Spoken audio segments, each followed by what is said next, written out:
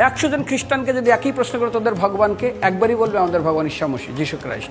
মুসলমানকে জিজ্ঞাসা করবে 3 থেকে 5 মানে মৃত্যুর আগে পর্যন্ত, যাকে এই তোদের ভগবানকে, একই উত্তর দেবে, ভাই আমাদের ভগবান হলো আল্লাহ।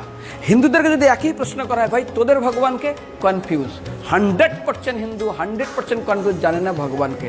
দ্বিতীয়ত, যদি তুমি মুসলমানকে জিজ্ঞাসা হয় তোরা মসজিদে কেন যাচ্ছিস, ওদের শেখানো হয় মসজিদে যেতে হবে নামাজ আদায় করার জন্য। সপ্তাহে ওরা 100% একদিন মসজিদে যাবেই। তুমি যদি খ্রিস্টানদের জিজ্ঞাসা করো তোমরা কেন কোথায় যাবে, কোথায় যাও না, আমাদেরকে একদিন তারা চার্চে যাবে। কেন? ঈশ্বরের প্রার্থনা করার জন্য, ওদের শেখানো হয় জন্মের থেকে, এটা সংস্কার। আর হিন্দুদের যদি জিজ্ঞাসা করে তোমরা মন্দিরে কেন যাচ্ছ, হ্যাঁ আমার ছেলের বিয়ে হচ্ছে না, আমার মেয়ের বাচ্চা হচ্ছে না, আমার বাবা হসপিটালে আছে, কালকের আমার মামলার ডেট আছে, আমার ব্যবসা খুব খারাপ, আমার শরীর খুব খারাপ। 99.99 হিন্দু জানে না মন্দিরে কেন আসা উচিত, তাদের ভগবানকে। মৃত্যুর পরে কোথায় যাবে, মুসলমানকে জিজ্ঞাসা করবে মৃত্যুর পর কোথায় যাবে, বলবে ভাই নামাজ রোজা যদি না করি দোজকে যাব, অর্থাৎ নরকে যাব। যদি হিন্দুদেরকে জিজ্ঞাসা, ওদেরকে বলবে আর যদি করো নামাজ রোজা করি তাহলে বেহেশতে স্বর্গে যাব। যদি খ্রিস্টানদেরকে জিজ্ঞাসা করো, এই তোমরা যদি আমরা ঈশ্বর আরাধনা করি হেল অর্থাৎ নরকে যাব।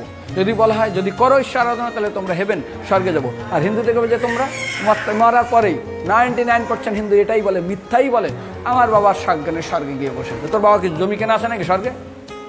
তোর বাবা জমি কেনা আছে যে তোর বাবা মরার পরে স্বর্গে গিয়ে হোয়াটসঅ্যাপ করে দেখি এই যে অ্যাটাচ বাথরুম টয়লেট আমি একদম ভালোভাবে পৌঁছে গেছে, তোর বাবা স্বর্গে গেছে, জানিস তুই?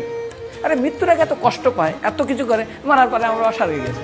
আরে যখন পুলিশে কোনো কয়েদি কোনো অপরাধীকে ধরে 2-4টা ডান্ডা মারে, তারপর থানায় গিয়ে আরও ট্রিটমেন্ট করে, তারপরে কোর্টে বিচারে, তারপর জেল কাটে, মৃত্যুর আগে এত কষ্ট করে আমরা মারা যাই, মারার পরে আমরা স্বর্গে গিয়ে বসে আছে, ওর বাবার জন্য জমি কেনা আছে না, এরকম বলা যাবে না। এই জন্য আমাদের শাস্ত্র বলে পরলোকগত, স্বর্গীয় বলে না। এখন প্রশ্ন হলো, আমাদের কমসে কম নেই মামার থেকে কানা মামা ভালো। অন্য দিনে ওয়ার্কিং ডে থাকে, তারা সময় পায় না। সেই জন্য বিশেষ করে যেদিন তারা সময় পায় কিছুটা তো কৃতজ্ঞতা জানানো উচিত ভগবানকে।